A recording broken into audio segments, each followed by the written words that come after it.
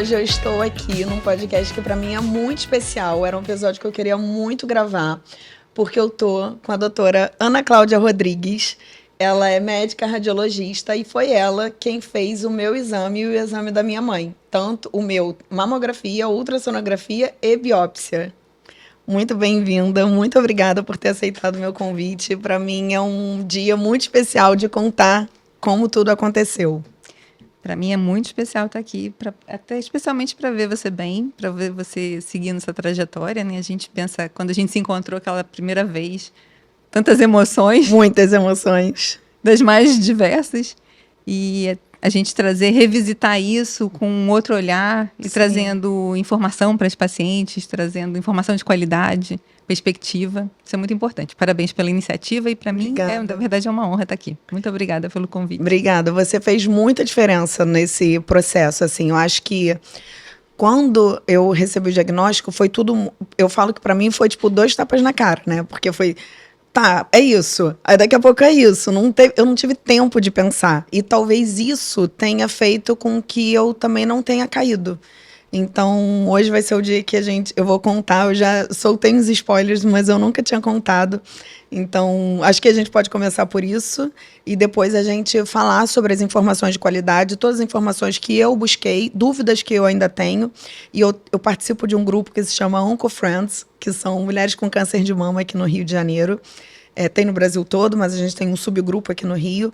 E são dúvidas muito frequentes, né, que a gente discute e tenta trocar. Então, hoje vai ser muito esclarecedor para isso. Para a gente também, sabe, Thaís? Porque a gente precisa ter o feedback do paciente para aprimorar cada vez mais a nossa atuação. Na faculdade e nos cursos de especialização, a gente vai tendo treinamento técnico.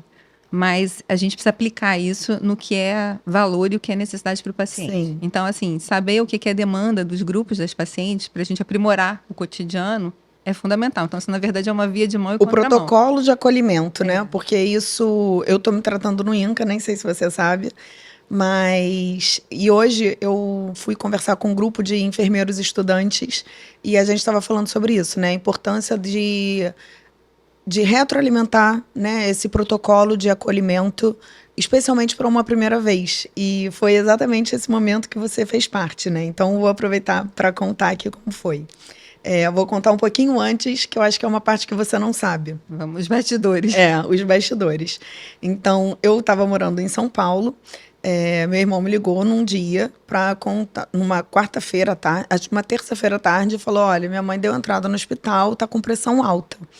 E ela sempre foi a mulher que não frequentava médicos, que não ia ao hospital, não tomava remédio, sempre gostou muito de receitas naturais e caseiras, sempre prezou muito pela saúde, alimentação saudável. Então, ali eu vi que tinha alguma coisa muito errada, né? Aquele movimento dela já não era um movimento esperado, assim.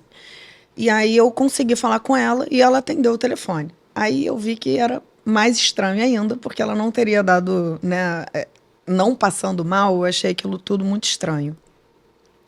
Ela deu entrada, estava com pressão alta de fato e tal, foi diagnosticada com câncer de mama. E aí meu irmão me ligou que o estágio era muito avançado, né? E eu vim para o Rio às pressas, vim de madrugada, coloquei mala, cachorro, tudo, vim para o Rio. Cheguei no Rio no dia seguinte para ficar o tempo que fosse necessário e para cuidar dela. Ela teve alta em 2 dias, porque como ela nunca tomou remédio, ela teve uma resposta... Tinha uma bagagem... Isso é uma coisa que é só fazer um parênteses. Às vezes as pessoas falam assim, poxa, mas eu sempre me cuidei. Como é que isso aconteceu comigo? A gente se cuidar não vai evitar que as coisas que tenham que acontecer efetivamente aconteçam. Mas a gente se cuidar vai dar margem, vai dar estrutura para que a gente possa passar pelos desafios que, inevitavelmente, a gente precisa passar. Sim. Isso é até uma coisa que eu sempre ressalto, é que a gente está no Outubro Rosa, né? Então, estamos de rosa, inclusive. E aí fala-se muito sobre prevenção. E aí, hoje, eu mudei o meu olhar para isso. Eu não falo mais esse termo prevenção, porque eu acho que a gente não previne o câncer de mama. A gente previne várias doenças através de hábitos saudáveis. O que a gente pode fazer é ter um diagnóstico precoce. Então, a gente pode ter uma periodicidade com os nossos exames para que a gente tenha diagnóstico precoce e possa tratar no primeiro estágio e ter uma chance maior de cura. Agora, falar sobre prevenção do câncer de mama me remete a culpar o paciente. E aí é uma bandeira que eu defendo, sabe? Tipo, eu não admito isso. Eu ouvi já, muitas vezes. Já é muito pesado. É o desafio de você receber um diagnóstico. Fica muito mais pesado quando as pessoas, querendo ser queridas, gentis, achando que estão num papel de acolhimento, falam: é porque você se preocupou demais, porque você guardou raiva, porque você Mágoa, guardou ressentimento, não porque perdoou. você não caminhou todos os dias, porque você tomou aquela taça de vinho. É muita coisa para carregar e não tem essa linearidade, né? Não tem. E aí, assim, especialmente para o câncer de mama, né? Não tem como você responsabilizar, porque não é um órgão vital que está ali, que tem uma incidência direta do tabaco, do álcool. Não é. Então, por exemplo, até adiantando, que eu acho que é uma parte que você também não sabe, o da minha mãe é hormonal e o meu é o HER2. A minha mãe foi a pessoa que hoje até ela relata, né? Eu nunca tinha percebido tanto. Eu sabia que tinha os cuidados. Ela não usou, nunca teve micro-ondas na casa dela, porque dava câncer. Nunca tomou anticoncepcional, porque dava câncer. E aí ela fala que até quando dava uma matéria no jornal, alguma coisa, ela mudava de canal, não evitava falar o nome da doença. E o dela é hormonal. E eu sempre tive micro-ondas, tomei anticoncepcional, não tinha medo da doença, nunca tive receio de falar o nome, não é uma questão para mim. E o meu é o HER2, que na verdade, assim, eu acho que não tem nenhuma influência de algum hábito, né, que poderia ter, que ainda se sabe que talvez tomar anticoncepcional pode ter alguma relação, mas são estudos inconclusivos, né, pelo menos pelo que eu estudei até hoje, você me conserta, pelo amor de Deus. Então, realmente, assim, é uma bandeira que eu levanto sobre a gente não falar da prevenção do câncer de mama, porque isso remete a culpar o paciente, e isso eu não admito, assim. É um assunto que... Eu acabei te interrompendo no fluxo da sua conversa, mas quando a gente fala de prevenção em câncer de mama, na verdade, é uma prevenção secundária, né? Não é uma prevenção primária. Todos esses estilos, hábitos de vida saudável, a gente sabe que eles vão dar potência para o paciente, vão dar estrutura para o paciente. E, assim, em trabalhos de longo prazo estão relacionados a uma melhora no risco de ter câncer de mama, o que não quer dizer zerar o risco de ter Sim. câncer de mama. Então, assim, os hábitos de vida saudáveis sempre devem ser estimulados. Mas também é exatamente isso que você está falando. Não temos que colocar culpa no paciente que ela teve isso por causa daquilo que não é essa linearidade. Hoje a gente sabe que tem vários tipos de câncer de mama. Quanto mais a gente estuda, a gente aprende algumas coisas e abre uma caixinha de ver de mais um montão de coisas que a gente não sabe e está na caminhada para aprender. Então, assim, são muitas questões e eu acho que isso é bem relevante de você trazer. E a gente volta para a sua história, né? Para minha história. Que não tem essa culpa. Não tem uma coisa específica que você fez ou você deixou de fazer, que foi o responsável pelo aparecimento do câncer. Essa era a sua história. Essa é a sua história e o que você pode fazer é se preparar da melhor maneira possível, física e emocionalmente, para viver a sua história. E uma outra coisa que é super importante é, se eu não tivesse já hábitos saudáveis previamente, exercício físico, certamente, eu estou na quinta, eu já fiz 5 quimioterapias. Então, provavelmente, eu não estaria... não vou falar que eu estou bem, maravilhosa, claro, tem impactos, tem altos e baixos, mas me sustentando, conseguindo manter a minha rotina, conseguindo fazer as minhas coisas, cumprir meus compromissos. Isso, para mim, é muito importante, né? Porque tem uma questão física. Se eu tivesse muito fraca, eu estaria com outra condição física para conseguir cumprir tudo que eu estou me propondo a fazer. Então, o exercício físico, a nutrição, toda essa parte, ela realmente vai te dar um suporte. Você tinha até usado um outro termo, mas ela vai te dar um suporte. Te dá uma estrutura, te dá uma reserva para passar pela depressão que você vai passar. Que é o que a gente estava falando da minha mãe. Então, ela sempre teve esse cuidado. E aí, enfim, ela veio, foi diagnosticada, teve alta em 2 dias. E aí a gente começou a luta porque a gente tinha, então, o que fazer, mesmo já explícito, né? E já sabendo do diagnóstico, a gente tinha que fazer a biópsia para fazer todo o processo dela. E aí a gente marcou, o meu tio marcou, eu tenho uma dúvida que eu vou te perguntar no meio. O meu tio marcou o exame dela, né, para ela fazer a biópsia. E eu, em novembro, tinha percebido que esse nódulo que eu já acompanho há mais de 20 anos, já retirei, fiz biópsia, retirei com margem de segurança ele em 2011. Fiz biópsia, não era nada, era uma gordura que eu não vou lembrar o nome do diagnóstico. Ele voltou em 6 meses e continuou sendo BIRADS 2. E eu continuei fazendo acompanhamento dele. Eu parei de fazer desde a pandemia, mas eu nunca tive nenhum medo de que fosse câncer. Ou que viraria um câncer, ou que dentro dele teria um câncer, poderia vir. Isso é uma coisa que para mim ainda é uma incógnita, que eu quero te perguntar como é que acontece isso, né? Porque por 20 anos não foi nada. 20 anos eu fazia exames regularmente e não era nada. Então eu estava desde a pandemia sem fazer. Comecei a sentir que ele mudou a densidade dele, o nódulo. E aí eu falei, poxa, minha prótese está encapsulando. Porque nessa cirurgia de 2011 eu coloquei prótese. Eu falei, poxa, já tem um certo tempo, 12 anos, a prótese está encapsulando. Pedi para minha médica, eu falei, olha, eu tô de olho aqui, minha prótese acho que está encapsulando, eu vou para o Rio em maio. Quando eu for para o Rio, a gente vai fazer os preparativos, eu quero trocar essa prótese porque está começando a me incomodar. E aí a gente foi monitorando isso. Eu viria para o Rio, minha mãe me ajudaria para operar, né? Então, quando eu fui lá naquele dia para fazer a biópsia dela, eu mandei uma mensagem para essa mesma médica. Eu falei, olha, eu estou no centro de imagem com a minha mãe, eu vou aproveitar para fazer a mamografia porque ela está com câncer de mama, então agora mudou. Se ela precisar internar, eu opero, porque eu vim para cuidar dela. E aí ela falou, tá bom, já vou te mandar mamografia e ultrassonografia, fica faltando só o eletro. Assim foi feito. Aí eu fui, consegui encaixar a mamografia naquele dia. E eu falei, mas eu não quero que minha mãe saiba, porque eu não quero que ela fique preocupada, uma cirurgia estética e tal. Entrei, fiz a mamografia. E aí voltei e a técnica veio e falou assim, olha, a doutora Ana Cláudia falou que consegue te encaixar para fazer a ultrassonografia. Você consegue um pedido? Eu falei, não, eu já tenho um pedido aqui, ótimo. Era o que eu queria, porque eu não tinha como. Mas eu não vou falar para minha mãe. Então faz o seguinte, quando ela terminar a biópsia dela, minha mãe estava em biópsia com você. Quando minha mãe terminar a biópsia, eu vou falar para ela que eu vou entrar para conversar com a médica sobre o exame dela. E vou fazer minha ultrassonografia, tá bom? Tá bom. E fiquei ali aguardando quietinho. Minha mãe saiu. E aí estamos chegando onde você sabe. E aí minha mãe saiu, eu entrei e falei, deixa eu trocar de roupa já na sala, para não passar de avental, ela não correr o risco dela me ver e tal. Entrei e aí foi aquela cena. Eu queria saber a sua versão disso. Assim, só voltando um pouquinho, o seu tio é amigo de uma mastologista amiga minha. E aí, assim, o lado...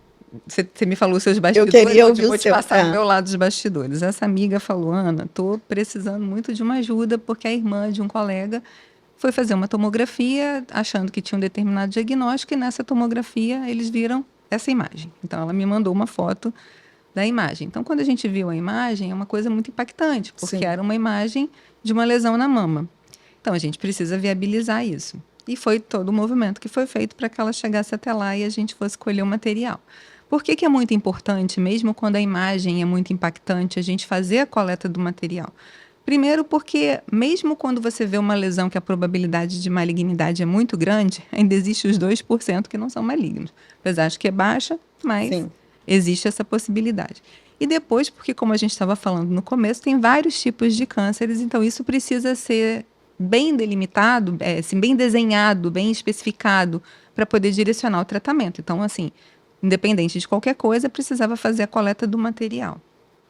Quando a técnica chegou com a sua mamografia para mim, dizendo, olha, a filha da paciente aproveitou e foi fazer a mamografia, quando eu olhei, eu vi uma imagem que me chamou muita atenção.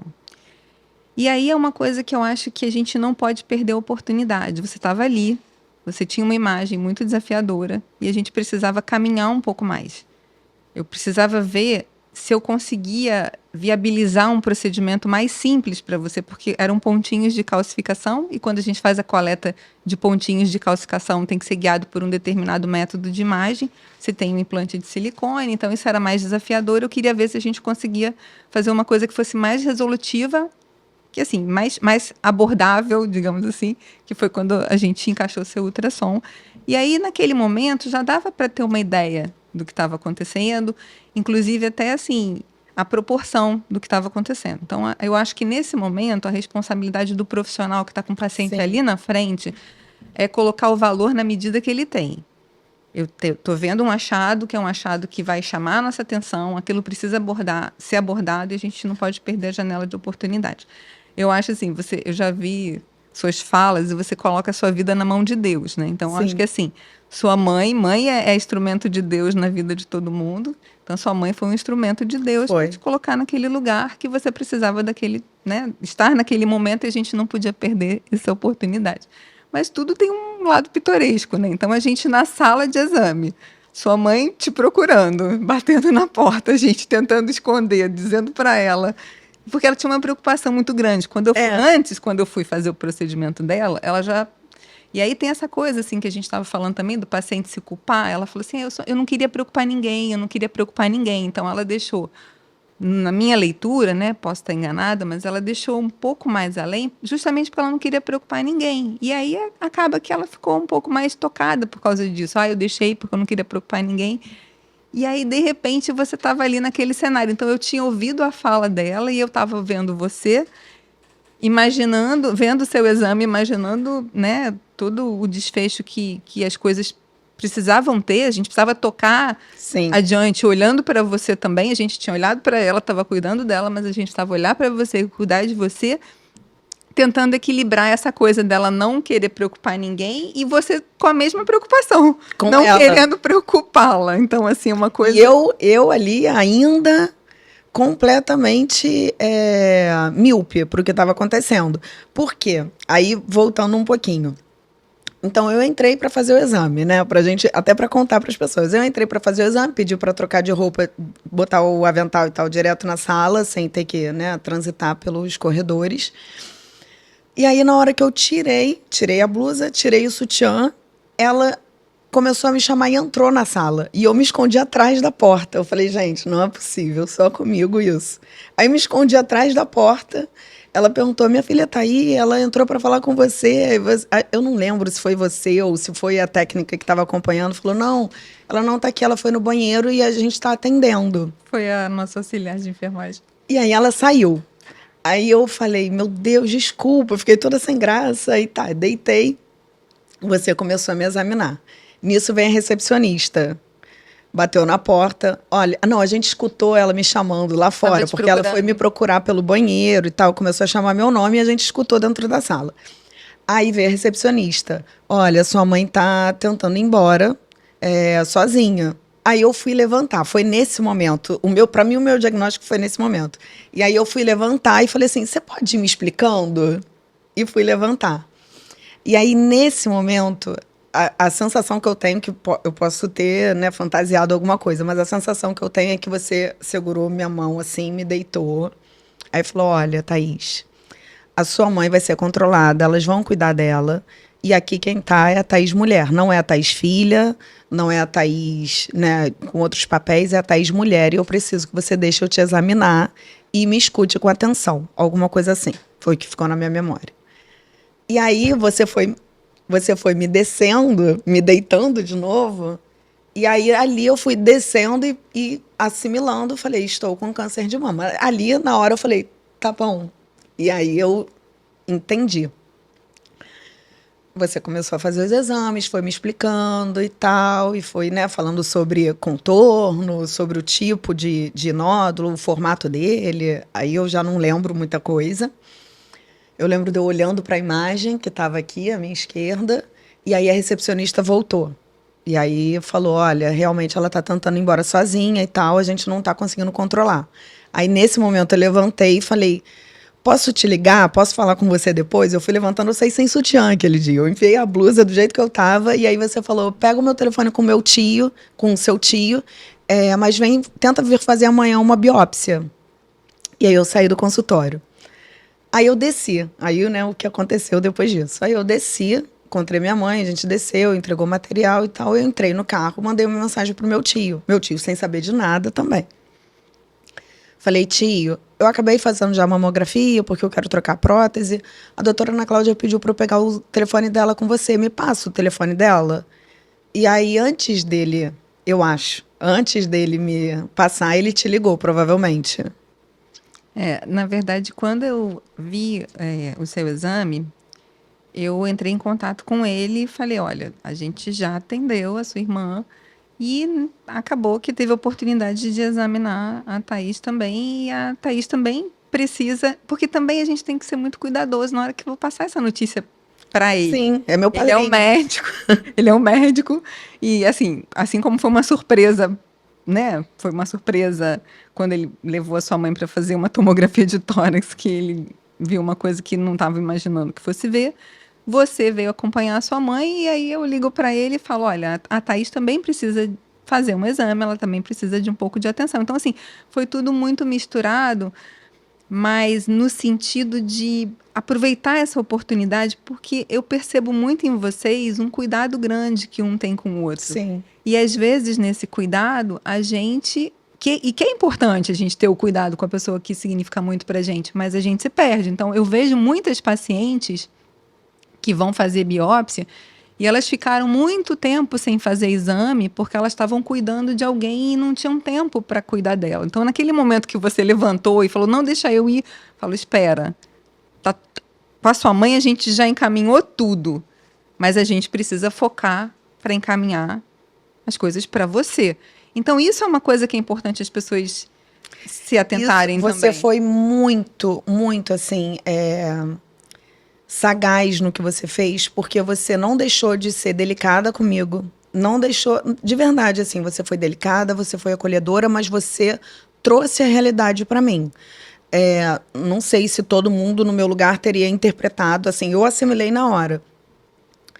E uma coisa que eu acho importante a gente ressaltar é que são muitos relatos, muitos, e talvez eu mesma já tenha passado por isso, sem perceber, de mulheres que passam por médicos que não têm a destreza que você teve.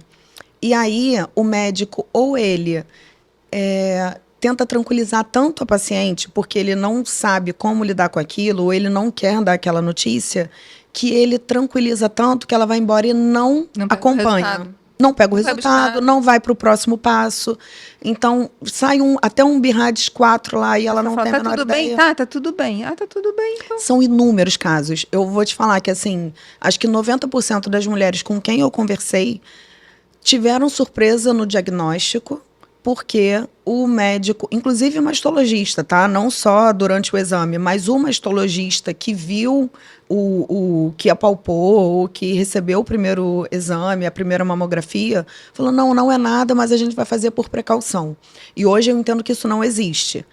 Hoje eu entendo que quando ele fala, não, provavelmente não é nada, mas a gente vai fazer por precaução, é porque tem sim uma chance, que é diferente da fala de não se preocupa, não é nada, não tem nada para você se preocupar. Então, a gente tem um espectro de graus de preocupação, que aí a gente entra nos BIRADs, né? Quando a gente tem um BIRADS 4 e um BIRADS 5... Vamos voltar. O que é BIRADS, então, para quem está ouvindo a gente? É uma sigla em inglês que significa Breast Imaging Report and Data System. O que quer dizer isso? É uma padronização de uma linguagem mamária para que eu consiga falar com qualquer pessoa, em qualquer lugar do mundo, e me fazer entender a respeito das características e a preocupação relacionada a algum aspecto de imagem. Então, é um padrão de linguagem. A gente combina, isso é padronizado, isso é uma marca registrada, que quando eu olhar vou olhar essa xícara, eu vou descrever essa xícara de determinado jeito, com determinados descritores, e dependendo dos descritores que eu utilizar para falar dessa xícara, eu vou me comunicar e a pessoa que receber isso vai entender se essa xícara pode voltar daqui a um ano e eu usar a xícara de novo, se o que tem aqui é ok também para daqui a um ano, que são os BIRADs 1 e 2. Se tem alguma coisa aqui que eu preciso ter certeza que está tudo bem, vai fazer um controle, que é o BIRADS 3, e aí presta atenção, porque isso é muito importante. Tem gente que às vezes olha uma lesão e fala assim, não tenho certeza se isso é alguma coisa preocupante ou não, volta daqui a 6 meses. Não é isso. Não é isso. O BIRADS 3 não é, volta daqui a pouco para eu ver se está tudo bem. Não, o BIRADS 3 tem critérios bastante definidos de quem eu posso seguir, porque nesse grupo significa que a probabilidade de malignidade é muito pequena, menor do que 2, 3%. Então, eu mando a paciente voltar num intervalo menor para confirmar a minha impressão inicial de que aquilo é um achado benigno, que tem características de benignidade. Eu quero acrescentar o critério de estabilidade. Quando ela voltar, eu espero que aquilo não tenha modificado. Se eu achar que aquilo vai crescer, aquilo não é um BIRADS 3. Então, o BIRADS 3 é um achado que eu preciso acompanhar para confirmar o comportamento da lesão dentro da minha expectativa de que aquilo tem uma probabilidade muito baixa de malignidade. O 4 e o 5 são achados que têm características que me dizem que eu preciso fazer uma biópsia. Mas o 5, a chance de malignidade é 98%. O 3, a chance de malignidade é 2%. Significa que o 4 vai de 3 a 97%. Então, eu tenho 4 que é perto de 5 e tenho 4 que é perto de 3. Então, quando você sai com o BIRADS 4, o examinador tem que saber, quando ele deu aquele BIRADS 4, que se o resultado for benigno, ele pode ser concordante ou não, porque se ele é um 4 mais perto de 5 e o resultado é benigno, ele não é um resultado concordante. A paciente precisa dar um próximo passo na investigação, porque os exames são falíveis, a gente trabalha dentro de uma margem. Então, quando você vê um achado e você vai recomendar um procedimento, quando eu tenho uma paciente BIRADS 4, eu olho aquele exame e eu falo assim, olha, você não tem critério para eu te acompanhar. Pela característica da lesão, eu preciso colher material. Mas se essa lesão vier negativa, ela é concordante. Isso eu posso dizer. Sim. Você é um BIRADS 4, tem indicação de biópsia, mas se for benigno, ok, porque eu tenho o BIRADS em algumas... para mamografia e ultrassom, a gente pode subdividir em 4A, B e C. Então, o A é mais próximo do 3, o C é mais próximo do 5. Mas tem outras lesões que eu falo, isso aqui a gente realmente precisa investigar. E se alguma coisa for discordante do aspecto de imagem, a gente precisa dar o próximo passo. Vou te dar um exemplo. A minha mãe teve câncer de mama. Minha mãe e minha avó tiveram câncer de mama. Isso há muitos anos. Minha avó faleceu de outro motivo e minha mãe está batendo um bolão até hoje. Teve diagnóstico em 97. Vai fazer 85 anos agora, dia 1º. E quando ela foi examinada, a profissional que examinou falou, olha, eu vou colher material aqui. Se não der nada, você vai ter que tirar de qualquer jeito, porque isso aqui está me preocupando bastante. Foi então, o meu caso em 2011. Não é assim, eu vou fazer e só por precaução. Tem gente que às vezes fala isso, vamos pecar por excesso, é melhor pecar por excesso do que por falta. Eu gosto de brincar que pecar é bom de qualquer jeito, seja por excesso ou por falta. A gente precisa ter certeza, segurança naquilo que a gente está fazendo. Porque se eu vou indicar uma biópsia, eu tenho uma ideia do que aquilo vai dar, pelo aspecto de imagem. O BIRADS é todo feito numa estatística. Sim. A segunda parte, o data system, é uma auditoria das coisas que a gente faz. Então, a gente vai conhecendo. Então, tem uma métrica para aquela imagem, são características daquela imagem.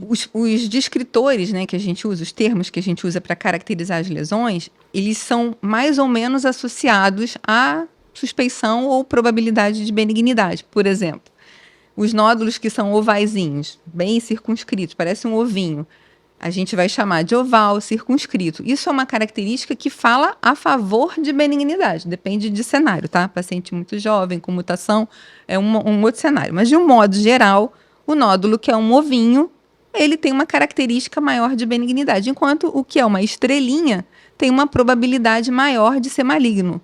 Tem outros diagnósticos benignos que dão essa característica. Então, quando eu uso um descritor, por exemplo, espiculado, eu estou querendo falar que existe uma probabilidade mais consistente de que esse achado seja maligno.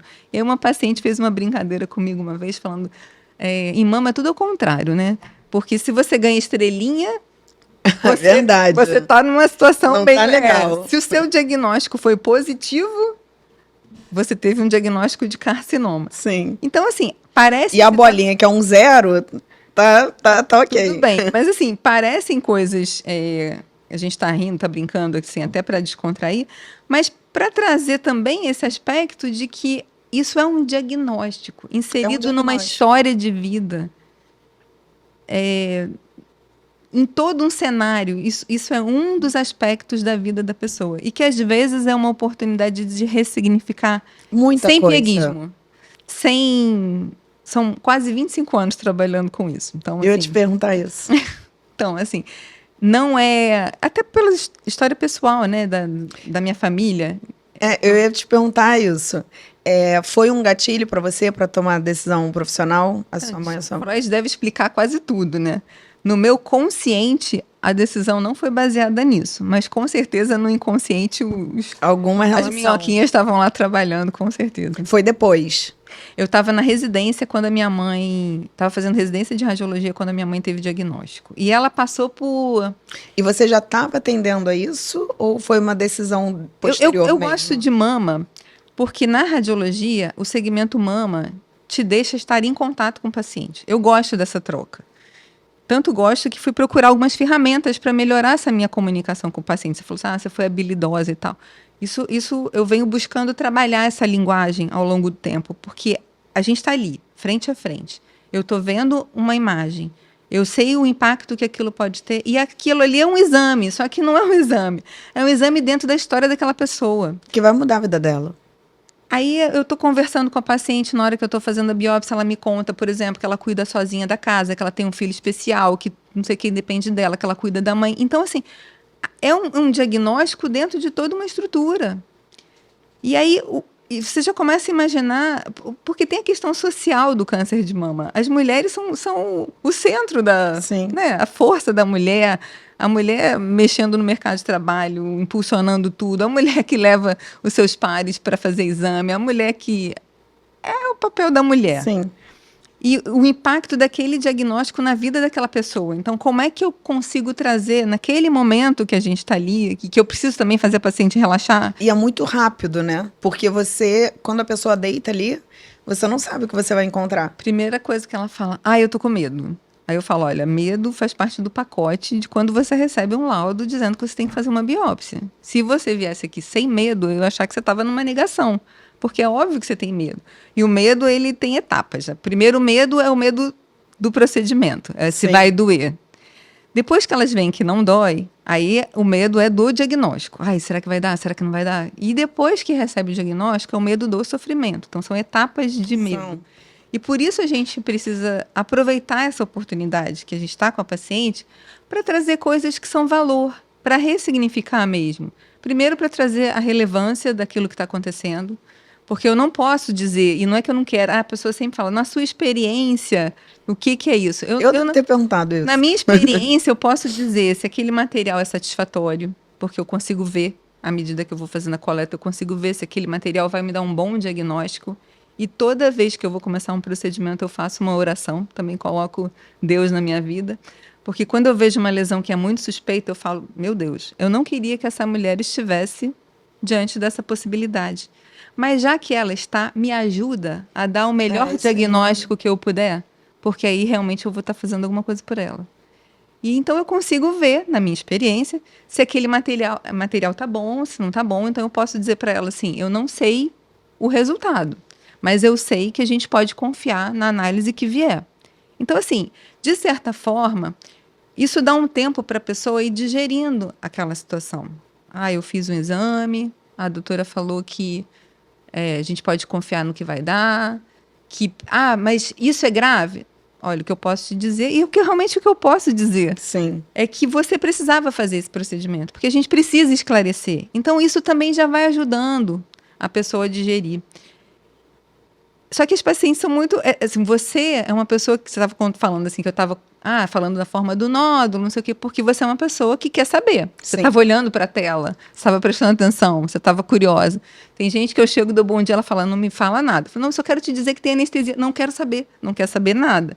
Então, você também tem que sentir até onde você pode ir. E eu estava num momento ali que eu tinha muitas decisões para tomar. Eu cheguei a te falar isso. Sim. No dia seguinte, quando eu voltei para fazer a biópsia, eu falei, olha, eu não posso deixar aqui, porque o resultado da minha mãe vai levar 30 dias. Não sei se você lembra disso. Me lembro. E eu moro em São Paulo. Se eu tiver que me mudar para o Rio, eu preciso articular tudo. Eu não posso esperar 30 dias. Você é muito resolutiva. Aí eu peguei o material, fui levar em outro laboratório para o resultado sair mais rápido. Então eu tinha que tomar muitas decisões. Eu não tinha tempo. Por isso que eu falei do tapa na cara no início, que foi... Eu recebi o diagnóstico. Eu nem tive medo do diagnóstico ali. Eu lembro de eu perguntar como é que era o procedimento e tal. Ele é aqui em cima, né? Então foram acho que duas assistentes que estavam ali para conseguir firmar para que ele ficasse paradinho. Então eram 2 mãos mais você E você tal. ainda tem Tenho implante de prótese. silicone, então a gente também tem que trazer a tranquilidade para a pessoa, dizendo, não tem perigo. O meu medo era esse. Eu lembro que eu falei assim, peraí, a prótese não vai A estourar. primeira não. coisa que tem que ficar bem claro, olha só, não tem o menor perigo esse procedimento, não tem perigo para E não dói, né? Assim, é um exame incômodo pelo barulho, porque você sente como se tivesse um grampeador de parede daquele gigantesco sofá. Os pacientes juram que eu tô colocando alguma coisa ali dentro, eu não tô te grampeando, eu tô coletando. E aí eu fiz o exame, voltando, né? Aí eu fiz o exame, fui lá, entreguei. Como que eu recebi o diagnóstico certeiro?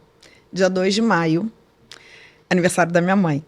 E aí você viu, né, o estado que ela estava ali naquele início, como tinha afetado o pulmão já e tal, ela estava com a questão do respiratória muito abalada, né? Então ela estava sentindo um pouquinho de falta de ar, dificuldade de subir uma escada, andar um pouquinho já trazia um cansaço muito grande para ela, uma tosse muito forte.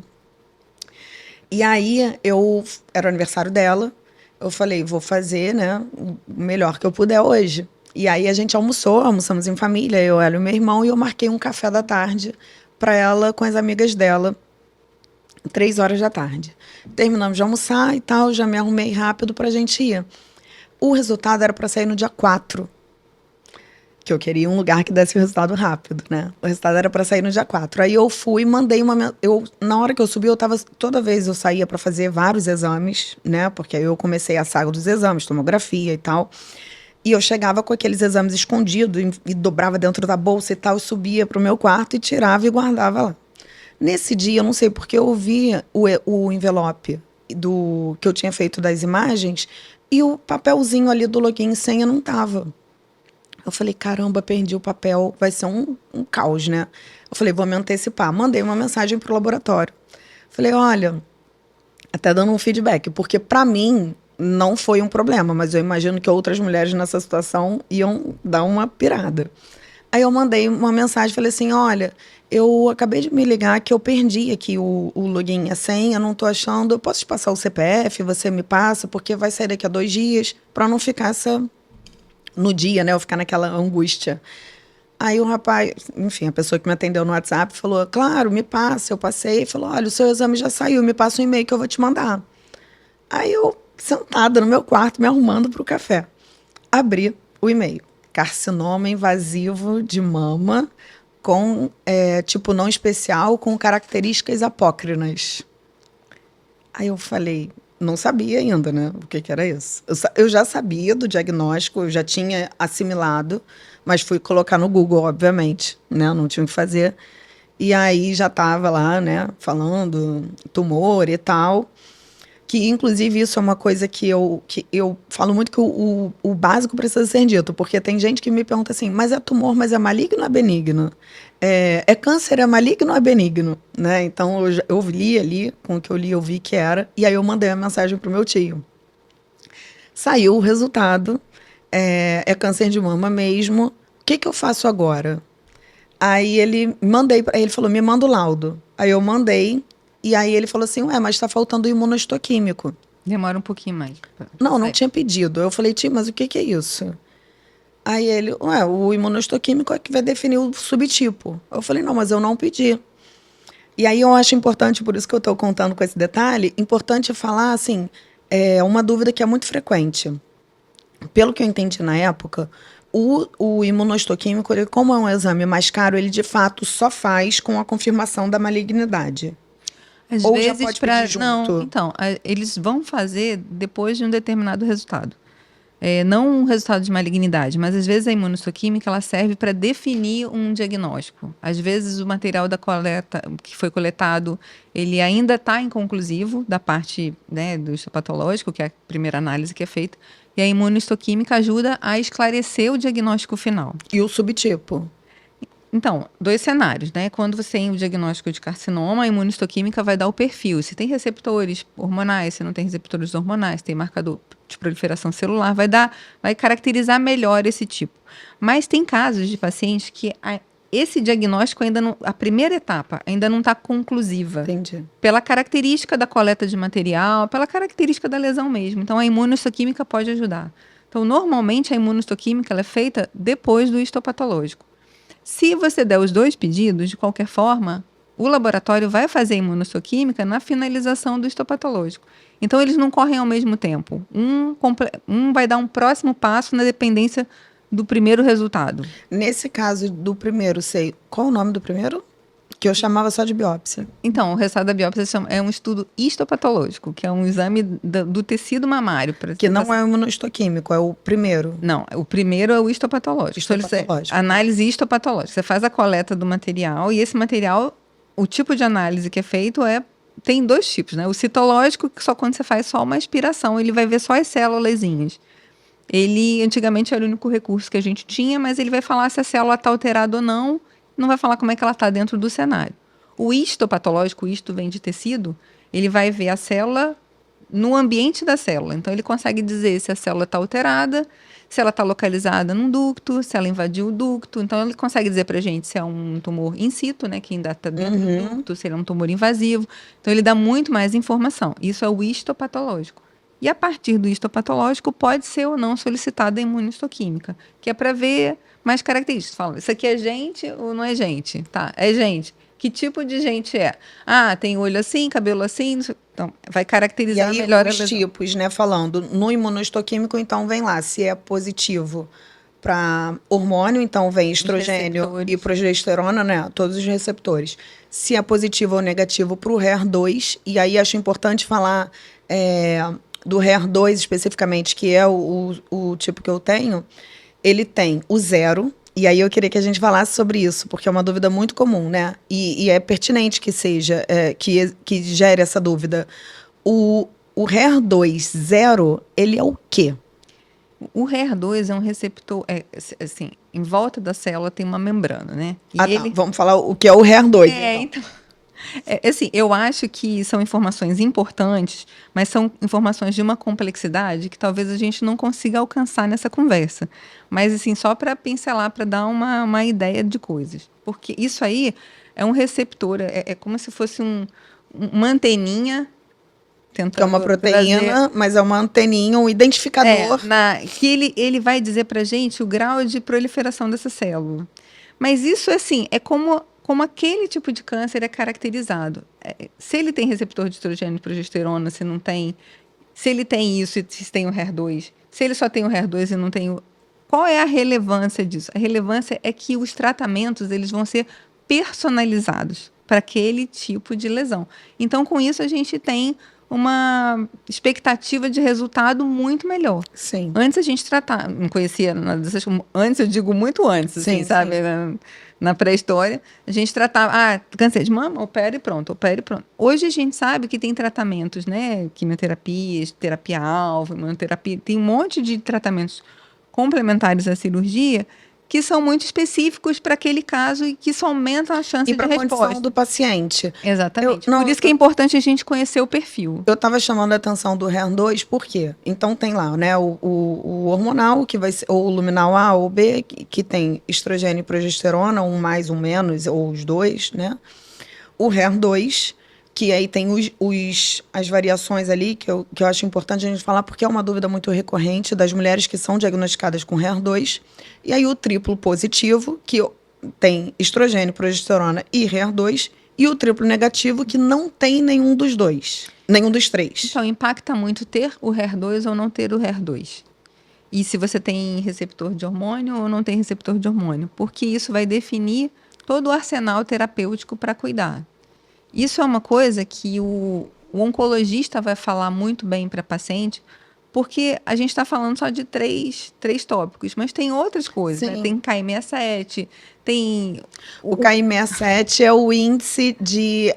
A gente chama de índice de agressividade, que na verdade é o índice de proliferação, de multiplicação dessas células. Exatamente. Também, assim... a gente está falando de uma pontinha do iceberg, de uma situação muito mais ampla.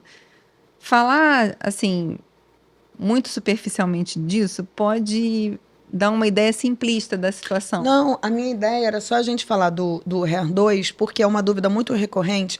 Eu já encontrei mulheres que já tinham operado e não sabia o subtipo que ela tinha. Por quê?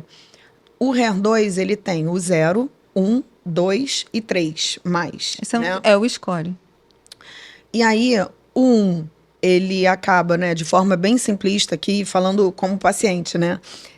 O 1, geralmente, ele não se faz a terapia-alvo direcionada para ele, geralmente ele vem acompanhado também do hormonal, e aí trata-se como hormonal. O 2... Desde que ele tenha receptores hormonais positivos. Então, assim, porque eu tô... não vou te interromper. Mas, assim, se a paciente não sabia a característica o resultado da imunistoquímica, faltou um pouquinho de comunicação com quem está trazendo o cuidado. Muito, porque ela já tinha até operado. Então, a dúvida que é muito frequente é porque, como eu acabei me expondo e conto, e eu tenho HER2, as mulheres que têm HER2 vêm conversar comigo. Então, às vezes tem o 1 mais e ela não vai fazer terapia-alvo, né, que eu faço. Ou é o 2, e aí fala, nossa, mas pediram um exame pela terceira vez. Por isso que eu queria ressaltar isso.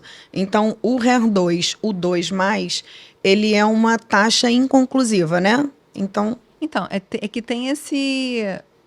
A gente fala que na medicina, como no amor, não existe nunca, não existe sempre. Quando você fala em francês, uma coisa rima com a outra, mas eu não sei falar francês. Então, assim, a gente trabalha sempre com probabilidades, com números, mas tem que aplicar esses números e essas probabilidades a um determinado cenário.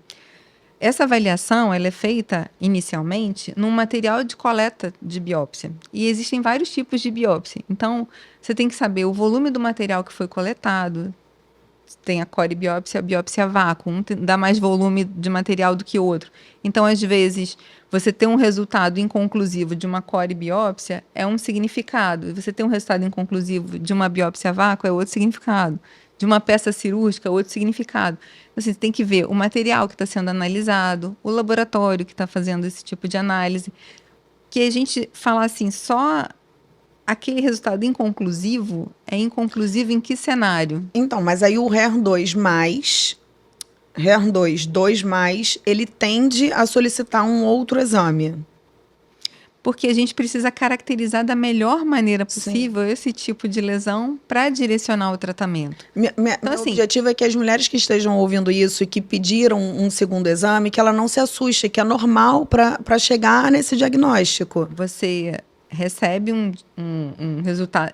Primeiro, só voltasse um pouquinho, essa coisa de você receber o resultado por e-mail, eu acho que a gente tinha que liderar uma campanha de nunca liberem um resultado numa sexta-feira. Se eu receber um resultado de biópsia numa sexta-feira, eu não entrego para a paciente. Eu sei que ela está desesperada, mas eu não posso liberar esse resultado para ela, porque eu sou a pessoa que fez a coleta do material. E quando eu recebo o histopatológico, eu faço um relatório dizendo se o resultado da biópsia é concordante ou não com o aspecto de imagem. E ela vai ter que ir para o médico para ser cuidada e para ser orientada. Qualquer resultado de exame que você entregue, e é por isso que eu estou reforçando esse ponto, qualquer resultado de exame, existe o Google. E isso é horrível, porque o Google... Eu não encorajo ninguém a fazer isso, mas ele dá uma informação, mas ele não dá um acolhimento da informação. Porque quando você lê uma coisa, tem um monte de perguntas que se abrem. E você pesquisa essa segunda coisa, mais outras tantas perguntas se abrem. Então, quando você tem aquele resultado, leva para o seu médico e cobra dele de te explicar o que cada uma daquelas coisas no teu cenário significa. E se ele falar, olha, eu preciso colher, preciso fazer uma segunda avaliação, eu preciso aprofundar, por quê?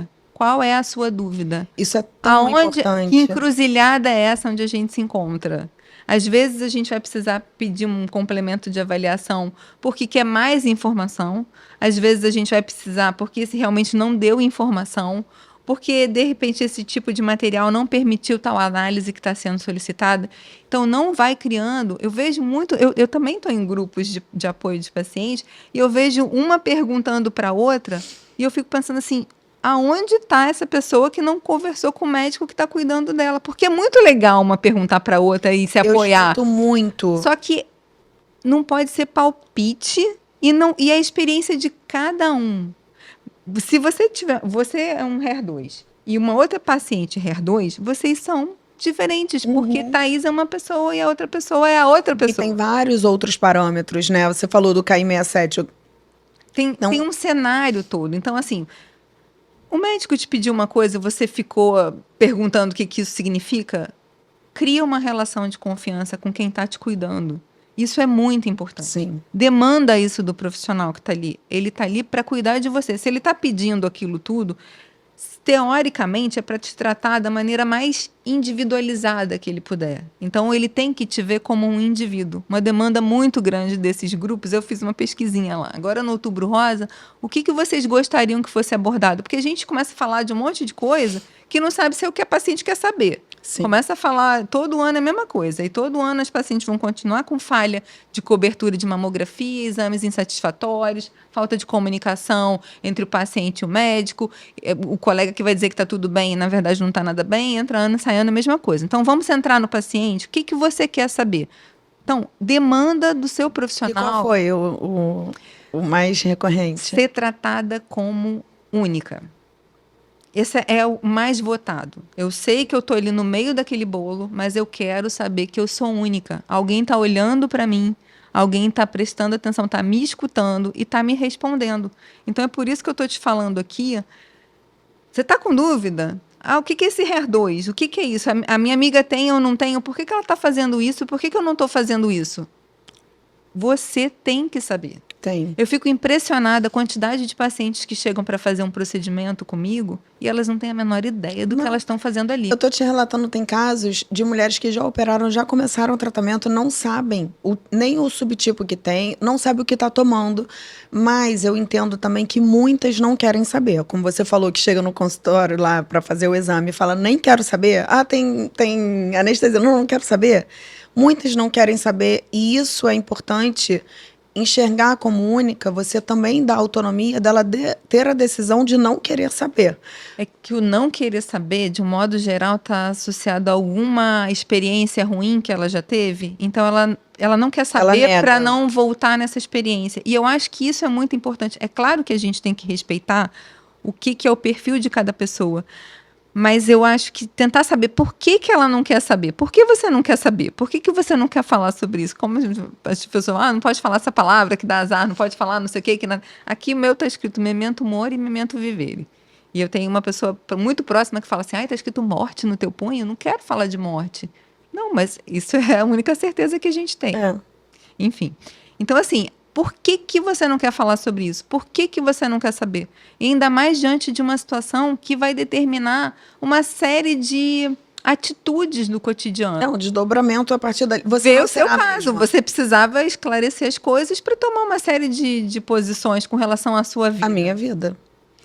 Não, e eu fico muito impressionada, assim, mas realmente eu tenho aprendido muito a respeitar mais essa individualidade. Vou até contar uma curiosidade. Isso é o logo, né, que a gente criou aqui do Cura Rosa. E esse logo aqui, justamente dentro desse microfone, que é através da comunicação, porque a gente está tocando em 2 pontos que para mim é muito importante. A minha forma de contribuir para outras mulheres que venham depois de mim, com a consciência de que se hoje existe tratamento para o HER2, foi porque mulheres se submeteram a testes e pesquisas. Então, eu quero, de alguma forma, contribuir. Eu me coloquei à disposição para todas as pesquisas, que eu sou elegível, então participo de algumas pesquisas, de estudos de pesquisa. E aqui é através da comunicação, que é levar informação, porque eu acho que a informação dá autonomia para o paciente dentro do tratamento dele, para tudo, né? Para ele tomar decisão. Inclusive, tem mulheres que não querem fazer reconstrução, que é legítimo, é a escolha dela. Para mim, não faz sentido. Mas o que faz sentido para ela não faz para mim, é justamente essa individualidade. E aí aqui dentro desse microfone da comunicação tem uma digital, que é justamente para a gente representar essa unicidade de cada um. Porque para Deus a gente é único, nem irmão gêmeo tem a identidade igual. Verdade. Não existem 2 iguais no mundo. Então eu fiz questão de trazer essa digital para mostrar como é importante respeitar a individualidade de cada paciente dentro do seu tratamento. porque a forma como eu recebi o diagnóstico foi, acredito que realmente muito individual, muito particular, né? Acho que todo o contexto e ter recebido sozinha e tal foi muito particular. Eu não tenho uma questão com a careca. Então, ficar careca não foi um problema. E, geralmente, você teve uma hora que você pontuou que vem o medo do exame doer, vem o medo do diagnóstico, aí vem o medo do tratamento. E, geralmente, esse medo do tratamento vem associado ao medo de perder o cabelo, porque a gente sabe que é inerente ao tratamento. Para mim, não é, mas eu sei que a cirurgia vai ser um ponto sensível. Eu sempre falo isso. Que não é melhor ou pior. Não é que eu não esteja vulnerável aos problemas, às questões do tratamento. É que eu sei que a cicatrização, eu não tenho uma boa cicatrização, eu tenho uma tendência queloide, então eu sei que a cicatrização, a cirurgia, a minha vai ser mastectomia total com reconstrução. Eu ainda tenho rádio para fazer, então eu sei que esse lugar é o meu ponto sensível. Mas, graças a Deus, eu consigo controlar a ansiedade. Então, eu não estou sofrendo por antecipação. Hoje eu estou bem, estou fazendo quimioterapia, consigo me sentir bem e eu estou vivendo hoje. Ponto. Né? Mas eu sei que vai ser um ponto ali de sensibilidade muito grande dentro de toda essa jornada. O câncer de mama eu acho muito desafiador em vários aspectos, porque além da palavra câncer, né, que as pessoas ficam até um iluminado, não pode falar, enfim, tá relacionada à autoimagem, né? Assim, se tiver um câncer de colo de útero, é um câncer, mas você pode operar e ninguém precisa ficar sabendo, e vários outros, né? Mas mama, você vai olhar e você vai ver, mesmo que ninguém veja, que você não vai mostrar para ninguém, você não tem parceiro, ou você não quer parceiro, enfim, que seja, mesmo que o parceiro acolha, se você não aceita, aquilo é sofrimento. Então, assim, é mais desafio pela autoimagem. Então, é por isso que é muito importante a gente entender o que é o universo de cada uma, para que ela seja acolhida naquilo que é sofrimento para ela. Para ela. Muitas pacientes sofrem pela questão do cabelo, muitas pacientes sofrem por causa da reconstrução, porque elas falam assim, eu não me identifico com isso aqui que foi colocado, isso não é um peito. E muita gente fala pra mim, eu não quero nem saber de mama, eu não quero nem saber de cabelo, eu quero saber que eu tô viva. E tudo é legítimo. Tudo eu é já legítimo. fiz quimioterapia do lado de uma mulher que tinha a minha idade. E ela falou pra mim, eu não tô nem... ela operou antes, né? Então ela tá fazendo a quimioterapia adjuvante agora. E aí ela falou, eu já operei, eu não tenho a mama. E ela tava, assim, normal, né? Assim, com os 2 seios volumes. E aí ela falou, eu não operei, eu retirei, eu não quero fazer reconstrução, porque eu tô muito bem com isso, e quando eu saio eu coloco prótese e ninguém repara. Aí eu fiquei pensando, eu falei, gente, como a diversidade é realmente incrível. Porque isso, pra mim, eu não tô nem aí pro que os outros vão pensar. Eu não acordo lembrando que eu tô com câncer e eu não lembro que eu estou careca. Eu tô vivendo a minha vida normalmente. Às vezes eu tô andando até em casa ou no shopping, em algum lugar que tem uma vitrine, um espelho, um vidro, e eu me vejo e aí eu na hora, um segundo, eu realizo que eu tô careca. Mas não é uma lembrança, não é uma dor. Eu não tô preocupada como as outras pessoas me olham. Geralmente, me perguntam, mas as pessoas não te olham na rua? Porque pra mim, olha, eu falo, gente, a vida inteira, até esse momento, quando alguém cruza o olhar comigo na rua e me olha e esboça um sorriso ou dá bom dia, eu retribuo. Eu continuo fazendo a mesma coisa. Eu não atribuo que a pessoa. Seu perfil. Eu não atribuo que a pessoa tá me olhando pelo cabelo. Se a pessoa troca o olhar comigo e faz assim, eu sorrio de volta, ou dou bom dia, boa tarde. Então eu não lembro disso. Agora, eu fazer a reconstrução, para mim, é importante, e não porque o outro vai ver ou vai perceber. Para mim, para como eu vou me olhar no espelho, como eu vou me sentir comigo, como eu vou ressignificar isso. Porque uma outra coisa que tem, inclusive, aqui, nesse microfone que tem duas cores, é que jamais seu seio será igual depois de um câncer de mama. Ele vai passar por uma alteração, né? Mesmo que você fique satisfeita com o resultado, ele vai passar por uma alteração. Vai ter uma cicatriz, ou vai ter uma redução, ou vai ter uma contração, alguma coisa ele vai sofrer, mesmo que fique mais bonito depois. Ele vai ter passado por uma alteração. Então, isso para mim é um ponto que afeta direto, como você estava falando, a nossa feminilidade. E é muito importante a gente falar também sobre autoestima amor próprio durante o tratamento.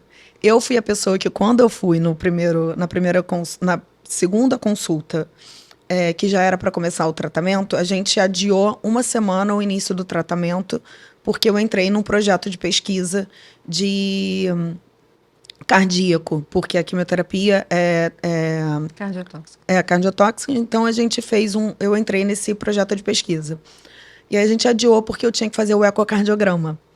Aí eu falei, eu tenho uma semana, então tá bom. Eu fui fazer Botox, que já venceu, que ele dura 3 meses. Fui fazer Botox, fui fazer uma mudança de cor da micropigmentação, que já estava mais acinzentada e não daria tempo de apagar. Então a gente fez um procedimento que era o que dava tempo de fazer. E fui fazer minha unha, porque eu não poderia fazer a unha depois. Se eu tivesse tempo, eu teria feito mais coisas. Por quê? Porque o paciente, ele fica tão atônito com a notícia e com medo e com tudo que ele vai enfrentar e com a questão do cabelo, que ele não para pensar que o tempo, se tudo der certo, ele vai se tratar e vai se curar. Ou vai se tratar e vai fazer um tratamento paliativo e vai ter qualidade de vida. Enfim, se tudo der certo, o tempo vai passar de qualquer jeito. Então, que você passe esse tempo da melhor forma possível, porque o tratamento já é muito pesado. Eu recebi o diagnóstico sem o peso de me sentir doente, né? Então, se eu tivesse agora com a carapuça do doente, do paciente, seria muito mais difícil para mim. Então, Você tocou numa coisa que é tão importante, que eu acho que às vezes as pessoas negligenciam, é a paciente que tem um diagnóstico desafiador, estou colocando todos os diagnósticos desafiadores, não só um câncer de mama, ela ser legitimada na vontade dela de se cuidar.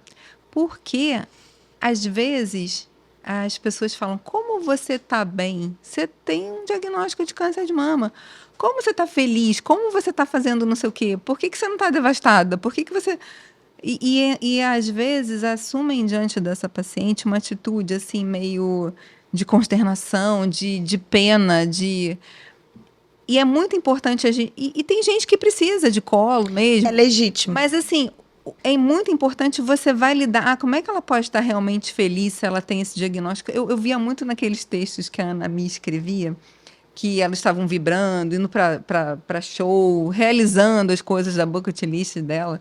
E as pessoas falavam assim, mas ela não pode estar feliz de verdade, porque afinal de contas ela tem um câncer. E a gente pode. Pode. A gente pode viver, e aliás a gente Estou. deve, porque tem um monte de coisa que a gente não sabe, que às vezes a gente está enfrentando internamente e ainda não descobriu.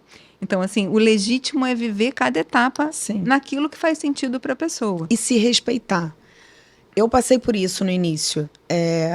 Antes de eu ficar careca, né? Eu já tinha começado, fiz a primeira quimioterapia, o meu cabelo começou a cair com 17 dias. E foi uma queda muito drástica, não foi aos pouquinhos. Cada paciente, né, tem uma reação, o corpo tem uma reação. Então, com 16 para 17 dias, eu tinha trabalhado o dia inteiro. Foi um dia que eu saí para fazer coisa externa, assim. Cheguei em casa às 10h30 da noite. Eu estava, assim, a 2 quadras da minha casa. Eu estava no Uber, passei a mão no cabelo e saiu um chumaço. Eu falei, porque eu já estava achando assim, gente, não vai cair? Já estava achando estranho, né? Porque falou que cairia com 14 dias na primeira quimio vermelha. Aí eu lembro de eu guardar o cabelo na minha bolsa, que eu falei, não posso encher o carro do cara aqui de cabelo do nada, né? Aí guardei aquele chumacinho no cabelo, não mexi mais a cabeça até chegar em casa. Tomei banho sem lavar o cabelo, falei, amanhã eu vejo isso. Achei que ia acordar no dia seguinte com a cama cheia de cabelo. Não acordei. Mas aí, ao longo do dia, ele foi realmente caindo e no dia seguinte eu raspei. Esse período que eu já tinha feito a primeira quimio, antes de raspar, eu recebi muito esse posicionamento das pessoas, né? E aí eu percebi que eu estava constrangida de falar que eu estava bem para suprir a necessidade, expectativa do meu sofrimento. E aí as pessoas falavam assim, não, mas você ainda tá assim porque o seu cabelo ainda não caiu. Você tá assim porque o seu rosto é bonito. Até isso eu já ouvi. Não, mas você tá assim porque... Eu falava, gente, não é possível que eu tenha que ter uma justificativa para estar bem. Eu não posso simplesmente estar bem. Porque eu tenho fé em Deus, porque eu tô tranquila com o que vai acontecer, porque eu entrego a minha vida a Deus todos os dias. E tudo bem para quem não tá bem também, né? Tudo, então, justamente. Se eu entrego a minha vida, na minha cabeça, se eu entrego a minha vida para Deus todos os dias, eu tenho que estar aberta que seja cumprida a vontade dele. Eu sou humana, eu sou falha, então nem todos os dias eu vou estar bem confortável com o plano dele para mim. Tem dias que vai me irritar também. Assim como para qualquer coisa. Como para qualquer coisa. Gente. Mas se eu tô bem, não invalida o fato de eu estar bem, né? E aí eu comecei a me sentir constrangida de falar que eu estava bem para mulheres que nem têm câncer, porque elas tinham realmente essa expectativa. Até o dia que eu raspei o cabelo, e aí essa justificativa se esvaiu, porque eu fiz numa live, eu fiz ao vivo. Porque eu ouvi tanto isso que eu falei, cara, eu vou honrar as outras mulheres que se sentem como eu. Porque deve ter uma parcela que não tá nem falando comigo. Hoje eu já sei que tem, né? Mas ninguém falava comigo. Porque as pessoas realmente é uma má. As mulheres que estavam bem nessa situação que eu estava, você fica marginalizada, porque você não é validada. E aí eu gravei numa live. Raspei o cabelo numa live, eu falei, se eu ficar na hora emocionada, se aquilo me fizer mais mal, se me ferir, se me doer, vai ser transparente, eu vou chorar, vou me emocionar, vai acontecer. E não foi. E aí isso me deu muita força para falar assim, não, eu vou falar a verdade. O dia que eu não tô muito legal, segunda-feira foi a primeira vez que eu tive dor no corpo, eu não tinha passado por isso ainda.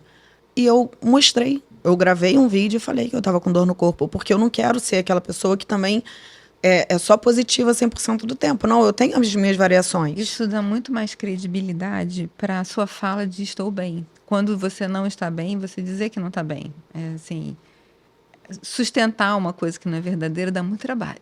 Então, assim, se você seria muito, assim, no momento, tudo que eu estou passando, se eu quisesse sustentar um personagem, ainda seria mais desafiador. Então, assim, e eu acho que isso reforça essa autenticidade que você traz no seu testemunho, na sua trajetória, nas suas iniciativas, na sua vontade genuína de compartilhar conhecimento, de compartilhar apoio, esclarecimento. A gente está, né, no mês da conscientização do câncer de mama. E aí as pessoas, outubro rosa, sai para caminhar, vai um monte de movimento tudo rosa, doação de não sei o quê. O que é verdadeiro nisso tudo? É a necessidade de esclarecer. E o que você está fazendo aqui. Então, quando você está bem e fala que está bem, você está mal, você mostra que você está mal, isso fortalece toda a mensagem construtiva que você passa compartilhando essa experiência que é a sua vida. É a sua história de vida. E compartilhar que eu falo muito disso da unicidade, porque eu entendo e valido a dor de quem está sofrendo porque teve que raspar o cabelo, porque o cabelo caiu, porque fez a touca e não foi efetiva. Eu valido isso. Mas uma coisa que eu costumo falar também é o seguinte: só a gente pode se tratar pela gente. Então, é legítimo. A gente falou um pouquinho antes, né, do papel da mulher. A mulher, ela já é sobrecarregada na sociedade. Na vida dela, ela já é sobrecarregada. Ela dá conta de tudo e a gente vem com uma culpa, né? Tem algum botãozinho de culpa ancestral. Que a gente vem com esse botãozinho como se a gente tivesse que dar conta de tudo. Então, quando a mulher recebe o diagnóstico do câncer de mama, é como se ela tivesse uma chancela de que, assim, agora você pode cair. Você pode cair um pouquinho agora, porque, assim, é esperado, tá? É como se tivesse uma chancela ali de que ela pode fazer aquilo. Só que é muito tênue o período que você pode fazer isso, porque é legítimo, às vezes, muitas vezes, né, é importante para essa mulher, para que ela passe por isso e para que ela aprenda a receber, porque muitas vezes ela não sabe receber cuidado, ela não permite ser cuidada, mas, ao mesmo tempo, ela precisa levantar rápido, porque outra pessoa não vai poder se cuidar por ela, mesmo que queira. Ela vai ter que fazer o tratamento, ela vai ter que se alimentar bem, ela vai ter que buscar informação para que ela tenha autonomia dentro do tratamento dela, mesmo que ela escolha não fazer alguma determinada etapa, porque para ela não faz sentido. Então, é legítimo, mas eu reforço que é importante que ela dê um prazo para isso, assim como todas as coisas na vida, né? Tudo que vem de sentimento ruim, um término de um relacionamento, uma depressão, que é importante que ela consiga ter e compartilhar com a rede de apoio, assim, olha, se eu estiver passando, me ajuda. É um luto em todos os aspectos, né? Até porque, por exemplo, você, num determinado momento da sua vida, você planejou, você imaginou que a sua vida ia tomar um determinado rumo, que você ia fazer determinada coisa, um passo a passo. Ah, daqui a 5 anos eu me vejo assim, 10 anos. Mesmo que você não faça isso com uma É, precisão muito grande, você tem uma. Ah, vou. Dentro do mundo, do universo familiar que eu tenho agora, eu estou com os meus filhos, você meio que projeta uma caminhada para você. E aí vem um diagnóstico desafiador. E aí você olha para isso tudo e fala, e agora? Então, nada disso? Não, às vezes se afasta do parceiro, que não sustenta. Uma série de desafios que vão acontecendo. Então, olhar para isso tudo e validar que você tem direito de ficar triste. Às vezes, quando eu estou fazendo um procedimento, a paciente fala, começa a chorar.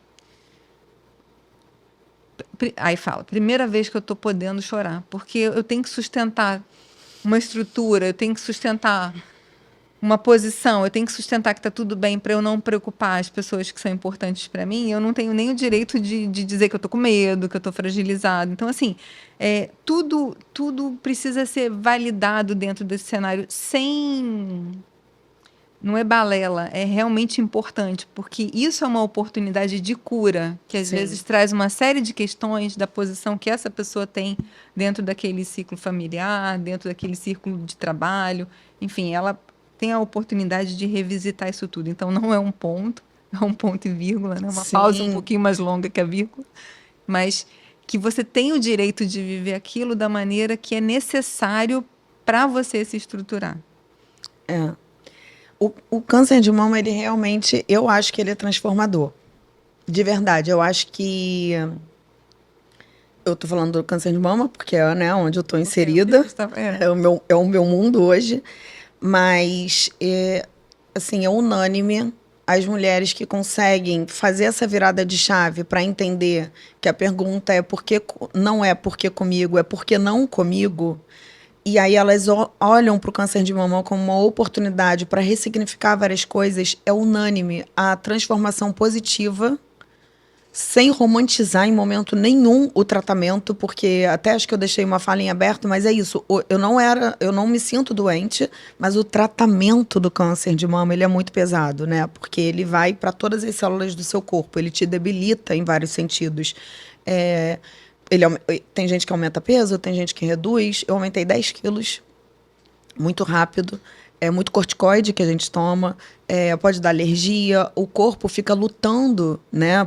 Inclusive, a sensação que eu tenho, nem sei se isso quimicamente realmente acontece, mas a sensação que eu tenho é que as células saudáveis estão lutando para tirar aquela quimioterapia do teu corpo. Então, ao mesmo tempo que ela está entrando para fazer bem, para né, combater as células cancerígenas, as células saudáveis, assim como um caquinho de vidro ali quando entra no pé, estão tentando eliminar aquilo dali. Então, o corpo meio que entra num colapso daquilo que está acontecendo. São muitos efeitos colaterais inesperados. Eu tive na segunda-feira, que foi o primeiro dia que me deu mais efeitos assim. Eu falei, gente, tô virando um transformer aqui. Porque eu estava gravando podcast, inclusive, e aí, do nada, eu comecei a sentir minha cabeça estranha, meio aérea. Aí eu tava falando, comecei a sentir a língua com um volume maior. E eu falava, fazia assim. Eu falei, gente, o que tá acontecendo na minha boca? E eu não queria falar porque eu tava com medo de chamar mais atenção. Hoje tá tudo bem que não tá acontecendo. Mas eu sentia minha língua engrossar. E eu falei, gente, eu tô virando um ET na câmera aqui, né? Eu vou acabar, vai ser um transformer aqui nessa cadeira. Então, realmente, são muitos efeitos que nem tem como falar tudo que você pode sentir. Justamente por essa individualidade que a gente já tinha falado. Então, o tratamento, ele é muito pesado. Mas se você se permitir olhar, não para o tratamento, mas como as coisas mudam, eu digo que eu passei a receber, eu pude receber em vida homenagens que as pessoas só recebem depois da morte. Porque quando veio o meu diagnóstico, eu recebi tanto amor, era tanta gente de todos os lugares fazendo declarações e me contando de uma situação que eu fui importante. De verdade, assim, o que eu vi o meu pai receber, né, quando ele faleceu, das pessoas irem lá e darem testemunho, falarem de coisas que viveram com ele, todo mundo com um sorriso, com uma lembrança boa, eu recebi isso viva. Então isso foi um presente, assim, só o fato de eu ter passado por isso já foi um presente tão grande. E a certeza, né, de que todos nós vamos morrer um dia e vai ser de alguma causa, que eu hoje, mesmo agora no meio do tratamento, eu não consigo olhar para o câncer e achar que, assim, que é um peso na minha vida. É desafiador. Sem dúvida é bastante desafiador, até porque fica muito claro para a gente a fragilidade, porque a gente, como a gente falou várias vezes, todo mundo sabe que vai morrer, mas quando você tem uma doença potencialmente ameaçadora da vida ali, né, na sua frente, você para e fala assim, opa, peraí, como assim? E aí começa a revisitar uma série de coisas. Então, assim, receber esse carinho, receber esse acolhimento, isso é essencial. Até para você repensar os rumos que você vai dar para sua vida e o que é importante, o que é significado. Toda doença que pode trazer uma caminhada de sofrimento, você está falando assim, eu não me sinto doente, o tratamento é muito impactante, ela tem esse aspecto do que você imagina que pode acontecer pelo que as pessoas falam e do que você efetivamente está vivendo. Então, isso é um exercício, né? Na verdade, é um exercício, é uma meditação, é você voltar para o presente. Toda vez que eu recebo a paciente, vamos começar a fazer uma biópsia. Eu nem encostei nela, ela já está... Porque ela já está imaginando que ela vai passar por uma dor horrível na hora que eu fizer a anestesia, que é bem longe disso. Então, assim, vamos dizer assim, minha palavra para essa jornada de sofrimento é sempre que possível, volta para onde você realmente está. Volta para aqui. Não imagina, fulano passou de tal jeito. E se para você está muito doloroso, não precisa Não se sofrer compare. gratuitamente. O seu organismo, ele vai reagir. Tem toda uma batalha interna, a medicação vai tentar destruir tudo e você vai ter um monte de efeito colateral, mas você não precisa passar por isso da pior maneira. Você não precisa achar que você está fazendo isso e você tem que sofrer mesmo, porque tem uma série de recursos dentro dos cuidados paliativos. As pessoas olham com um olhar assim meio torto quando você fala cuidado paliativo, que parece, essa daí perdeu a esperança, está em cuidado paliativo. Mas o ideal é que desde que você recebesse qualquer diagnóstico desafiador, você começasse a ser acompanhado por um profissional de cuidado paliativo, independente do desfecho que vai ter essa trajetória, porque o profissional do cuidado paliativo ele vai fazer com que você passe da melhor maneira que você pode passar por todos os desafios, que são muitos, que você vai passar.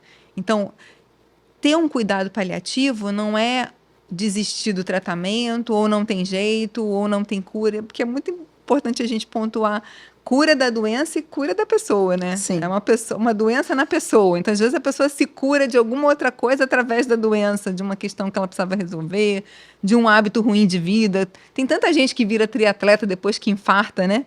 E muda, Verdade. olha por uma perspectiva diferente, que passa por um desafio. Então, assim, o caminho é duro, porque a vida é dura. Jadorim falava, viver é perigoso. A vida é dura, mas ela não precisa ser caminhada com sofrimento desnecessário. Sim.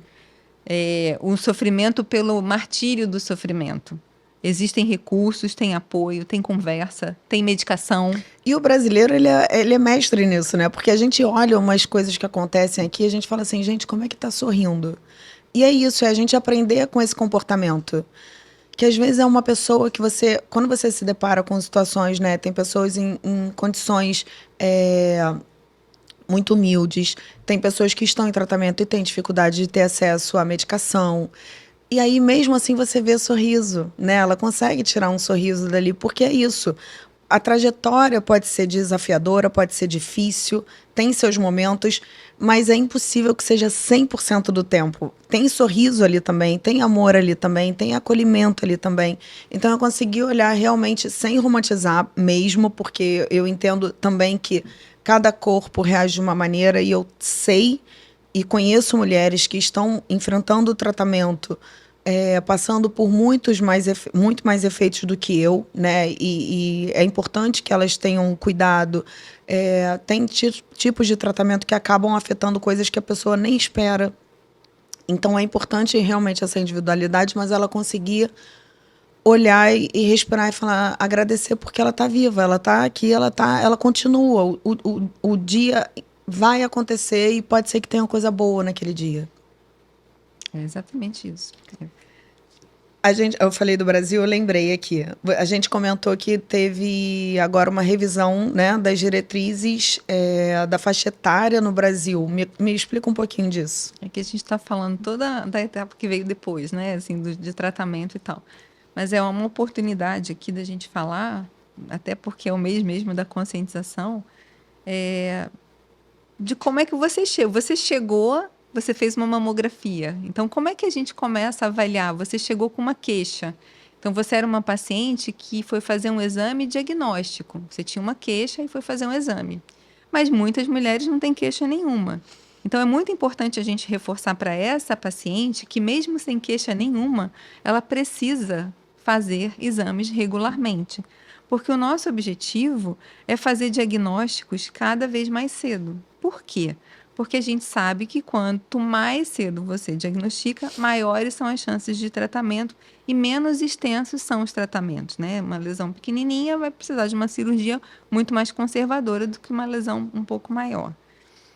Então, assim, é muito importante que a paciente saiba que, mesmo sem sentir nada, para a mama faz muita diferença fazer exame. É diferente do você estar com uma dor no joelho, você vai fazer um exame diagnóstico. Para a mama, você não está sentindo nada, você vai fazer exame. É muito importante. Agora, como que a gente vai fazer isso? Porque, às vezes, as pessoas pensam que mais exame é melhor. Quanto mais exame, melhor. Não. Um monte de exame mal indicado vai gerar muita confusão. Porque vai gerar muito procedimento que não tem necessidade. Vai gerar muita ansiedade. Tem um mês atrás, uma moça de 23 anos foi fazer uma ultrassonografia, encontraram um achado inespecífico, deram um BIRADS 4 e a família toda desestruturou, quando, na verdade, não era absolutamente nada. Isso pode acontecer. Sim. Então, a gente precisa pensar muito bem na hora que a gente vai solicitar, nós, profissionais de saúde, na hora que a gente vai solicitar um exame, pensar o que eu quero com esse exame que eu estou solicitando. E hoje em dia, o arsenal tecnológico para avaliar a mama é enorme. E se você fizer todos, não quer dizer que você está melhor coberta. Você vai estar melhor coberta se você fizer aquilo que é mais indicado para você. A gente volta para o cuidado personalizado. Sim. Então, saiu uma revisão das 3 principais instituições relacionadas a cuidados de mama, né? O Colégio Brasileiro de Radiologia, a Sociedade Brasileira de Mastologia e a Federação da Sociedade de Ginecologia e Obstetrícia. Essas 3 sociedades, elas se reúnem e elas, de tempos em tempos, liberam guidelines, né, diretrizes para orientar como deve ser feito o rastreamento do câncer de mama. O último que a gente tinha era de 2017 e saiu uma diretriz nova agora. Nessa diretriz, a gente pede muito que as pacientes conversem com seus profissionais de saúde para conhecerem o seu risco pessoal de câncer de mama. Grosseiramente, nós teríamos 3 grupos. População usual, que tem um risco vitalício de até 15% de ter câncer de mama. O alto risco, que foi muito falado na época da Angelina Jolie, são pacientes que têm história de mutação genética, que pertencem a algumas síndromes que aumentam o risco, passaram por irradiação do tórax em idade bastante jovem, elas têm uma chance muito grande de ter câncer de mama. E o grupo intermediário, né, que está entre a população geral e o alto risco, que são pacientes que têm história pessoal de câncer de mama, que como é que ela vai, depois que ela foi tratada... História pessoal, ela já ter tido, seria de recidiva. Você teve... Não, avaliar a mama contralateral. Uma paciente que já teve câncer de mama, ela tem um risco maior de ter um outro câncer de mama. Ela não é igual à população em geral. Uma paciente que fez uma biópsia, que deu um resultado benigno, mas que marca um aumento de risco, porque a gente tem benignos e benignos, né? A gente tem alguns resultados de biópsia que não são malignos, mas eles significam que essa paciente vai ter um risco, às vezes, até 7 vezes maior de ter câncer de mama do que uma população em geral. Então, essa paciente ela tem que ser olhada diferente. As pacientes que têm mama densa, né, que tem muito tecido glandular, isso dificulta um pouco a performance da mamografia. Então, esse grupo de risco intermediário precisa de alguma coisa mais, além da mamografia. Então, é muito importante você conhecer o seu risco, falar com os profissionais a respeito do risco, para que o seu rastreamento seja de acordo com o que vai te atender. Para a população em geral, a gente recomenda a mamografia anual a partir dos 40 anos. Mas para esses outros grupos, o intermediário alto risco, só a mamografia muitas vezes não é satisfatória. Você precisa complementar a avaliação, preferencialmente com a ressonância magnética, ou se a paciente não pode realizar, uma ultrassonografia mamária, ou hoje em dia até a mamografia com contraste. Então, assim, vai ser desenhado o modelo de acordo com o risco daquela pessoa. Mas nessa publicação, a gente também falou das pacientes mais jovens. Tem um estudo que avaliou a incidência de câncer de mama em pacientes abaixo de 40 anos, e a gente viu que no mundo a incidência está em torno de 7%, de 0,7%. Perdão, 7% mesmo. Abaixo de 40. Abaixo de 40 anos, 7%. No Brasil, 17%. Então, no Brasil, a gente tem pacientes com menos de 40 anos com mais frequência tendo câncer de mama. Mas essas pacientes estão fora da faixa do rastreamento, porque elas não têm 40 anos, o rastreamento é a partir dos 40 anos. Então, assim, quase que triplica a probabilidade de ter câncer de mama numa paciente mais jovem no Brasil. Então, para essas pacientes, a partir dos 30 anos, a gente recomenda que o profissional que está cuidando dessa paciente faça o cálculo de risco da paciente, através de aplicativos que são calculadoras de risco. Conversa com o ginecologista, conversa com o médico de família, conversa com o mastologista sobre esse cálculo de risco, para a gente tentar ver se encontra nessa população entre 30 e 40 anos alguém que esteja numa faixa de risco aumentada, que justifique o início do rastreamento antes dos 40 anos, diferentemente da população em geral. Isso que você falou faz muito sentido. Claro que eu sou uma amostra minúscula dentro do que você está falando, mas eu tenho 42 anos, né? O meu diagnóstico saiu, eu tinha 41. Fiz aniversário aí nesse meio tempo.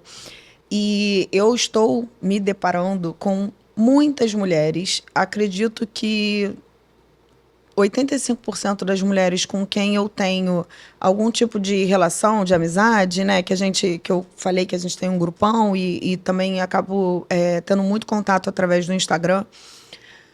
85, 90% dessas mulheres estão na faixa dos 40 anos e estão em tratamento. Então, isso é muito coerente com o que você está falando, porque provavelmente, e a gente tem tem um gap também por causa da pandemia, né? É muito comum eu conversar com essas mulheres, e algumas até que já... Porque tem mulheres de 46, por exemplo, né? Então, antes da pandemia, elas já estavam com 40 anos e já estavam fazendo exame.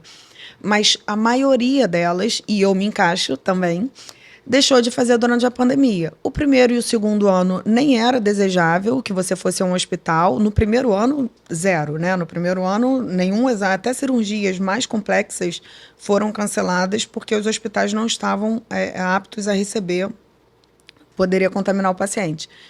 E aí existe um gap que ainda não tem estudo, pelo que eu pesquisei, procurei saber, não existe um estudo falando. Mas quando você olha para a estatística, se eu não me engano, eu acho que foi de 2019, alguma coisa assim que eu vi, que a expectativa era que naquele ano seguinte teria 60 mil novos casos no Brasil. E hoje o INCA soltou no início do ano, e eu estou dentro desse percentual, desse valor, que seriam 73, quase 74 mil novos casos no Brasil de câncer de mama em 2023. 73.610, o que dá em torno de 200 casos por dia. É muita coisa. É muita coisa. E aumentou, né? Porque se você olhar aqui numa diferença aí de 10 anos, com a medicina avançando, a gente tem um aumento de 14 mil casos, né? Expectativa de mais 14 mil casos, é muita coisa. E só no Rio de Janeiro, quase 11 mil casos. Então, eu estou me deparando, eu estou no Rio de Janeiro, estou no Brasil, estou no Rio de Janeiro, e eu estou me deparando com mulheres nessa faixa etária de 40 anos, e inclusive um pouquinho menos, 39, 38 anos. Isso começou a gerar muita angústia na gente, porque a gente via, assim, sem métrica nenhuma, a gente via chegando para fazer procedimento pessoas mais jovens. Você está acostumado a falar de câncer de mama na faixa etária bem mais elevada, a gente sabe que a incidência é muito maior à medida que a idade vai avançando. Mas, de repente, está chegando gente 30 e pouco, 20 e pouco, 40 e pouco, e o que está acontecendo? Então, esse estudo, o Amazônia 3, ele percebeu isso com muita clareza. 7 no mundo, 17 no Brasil. Só no Brasil ou você não tem essa informação? 17% é a incidência no Brasil contra 7% no mundo de Não, pacientes abaixo de 40 anos. mas só o Brasil tem essa diferença tão grande no mundo é a média ou no mundo é país a país? A média mundial. A média mundial. Então, assim, a gente está bem acima da média mundial. Então, baseado nisso, vem essa recomendação de que você converse, a partir dos 30 anos, sobre o seu risco. Tem um impacto gigantesco, porque a gente está falando também, é muito coerente com tudo que eu venho observando, né? A gente está falando de treinamentos e protocolos para que vocês tenham capacidade de conversar com essas mulheres mais jovens. Porque é muito diferente você dar um diagnóstico para uma mulher de 60, 70 anos, porque ela já viveu muitas coisas. Na minha casa, a gente está vivendo isso, né? Minha mãe tem 74 anos e eu tenho 42. É claro que o câncer de mama, ele não é na idade que vai diferenciar o impacto para a vida dela e para a minha vida. Mas eu tenho muitas coisas que eu não construí ainda com esse diagnóstico, né? Que graças a Deus ela pôde vivenciar para receber isso depois. Então é muito importante que o profissional da saúde realmente não é só o acolhimento. É porque a gente tem várias coisas que impactam, né? A gente está falando de uma menopausa induzida. O meu não é o hormonal, então eu não tenho a indução da menopausa por causa do bloqueador hormonal, mas eu tenho a indução da menopausa por causa da quimioterapia. Então a gente está falando de um contramovimento, porque a gente vem um ano depois da Cláudia Raia ter um filho. A gente vem num movimento de mulheres no mercado de trabalho, mulheres que são mães cada vez mais tarde, porque elas estão, né, priorizando trazer qualidade de vida, porque quando a mulher está priorizando também o mercado de trabalho dela, ela está vislumbrando um futuro melhor para a família que ela quer construir. E aí a gente está falando que na contrapartida desse movimento, dessa mulher utilizando da medicina para que ela possa ser mãe mais velha, vem uma menopausa induzida, química, que vai fazer com que ela não cumpra esse sonho, né? Ou que retarde. Então, a gente está falando de políticas públicas, a gente está falando da saúde pública, porque como que o governo e como que os planos de saúde, como que as famílias vão se estruturar, porque a gente está falando de um tratamento que é um recurso de congelamento de óvulos, que não é comum a todas as mulheres, né? É uma minoria que pode fazer uso disso. Então, é um impacto tão grande na sociedade. Quando você começa a desdobrar, você foi falando, minha cabeça foi desdobrando. Eu falei, meu Deus. Eu tinha muita dificuldade quando eu tinha que fazer um procedimento numa paciente mais jovem. Normalmente saía dali e ia para o banheiro chorar. Por quê? Eu ia te fazer essa pergunta. Por quê? Porque eu pensava assim, nesse momento da vida, ela não tá... Não que a gente, em algum momento que a gente esteja mais velha, a gente, tudo bem, já vivi tudo que eu queria, agora eu posso ter câncer. De jeito nenhum. Até o contrário. Hoje eu já vejo até... eu vejo essas pacientes de uma faixa etária mais alta, que estão vendo seus próximos, assim, falecendo ou com algum tipo de doença, e de repente você tem um diagnóstico, e aquilo aumenta, né, sua angústia. Então, todo o sofrimento todo sofrimento é uma urgência, né? Sim. Mas o que me mobilizava muito na paciente jovem, que eu pensava, puxa, ela não estava pensando nisso, né? Ela estava preparando uma carreira, ela estava planejando uma família, e vem esse desafio adicional. Como é que eu vou fazer isso tudo diante do que eu planejei para a minha vida? Isso me mobilizava tanto que eu comecei a fazer um curso de cuidados paliativos para tentar trabalhar em mim e ver como que eu poderia agregar valor naquela situação para a paciente. Eu não podia, se a paciente estivesse achando que estava se afogando, eu não podia puxá-la para baixo. Né? Então, vamos aqui tentar equilibrar esse jogo aqui, até para rever por que isso me mobilizava tanto. Eu não sou tão jovem assim, então não era nem pela semelhança, né? Apesar de que não parece. Você é, sim. Mas, assim, isso é uma questão que me impactou bastante. E eu acho que é uma questão social, é uma questão cultural que precisa ser pensada inclusive para o profissional que cuida dessas pacientes começarem a desconfiar que aquele nódulo que ela fala, olha, eu estou sentindo isso aqui, para serem valorizados. Porque como a gente não estava acostumado a ver uma incidência de câncer de mama tão relevante nas pacientes mais jovens, quando a paciente traz essa queixa para o médico que está cuidando dela, muitas vezes ele não valoriza um nódulo palpável numa paciente jovem. Deve ser um fibroadenoma, e não investiga. Não é o que ele estudou. E perde uma oportunidade de diagnóstico. Então, é muito importante que a gente saiba que o perfil da nossa população traz um risco aumentado. Então, isso precisa ser valorizado. A gente não vai deixar de dar importância para uma questão só porque a paciente é mais jovem. Então, assim, tem que acender essa luzinha na cabeça de todo mundo que está olhando. E você fazer um diagnóstico trazido pela paciente, né, é um diagnóstico, é uma responsabilidade do profissional aonde ele esteja. Não tem que ser o mastologista. Não, eu falo assim, você atende paciente, você é cardiologista, você atende, você perguntou para a sua paciente, você que é cardiologista, como é que estão os exames dela? Se ela percebeu alguma coisa? Quantas pacientes eu recebo para fazer biópsia que quem percebeu o nódulo foi o fisioterapeuta, foi o esteticista, que estavam com a mente vazia, não colocaram, esse nódulo na paciente jovem não é nada. E falaram, você percebeu que você tem uma coisinha aqui? O marido da paciente. Eu ia falar isso. É muito comum que então, seja assim, o parceiro. Valoriza. Até para você ter a tranquilidade de saber que não é nada. Um dia eu cheguei para trabalhar num dos hospitais que eu trabalho e tinha um casal assim, pálido. Não dormiram a noite inteira. Um casal de médicos, amigos. Estávamos aqui te esperando porque a fulana palpou um nódulozinho aqui. Você vê que é um cisto. Um cisto é um achado benigno, tipicamente benigno, um cisto simples.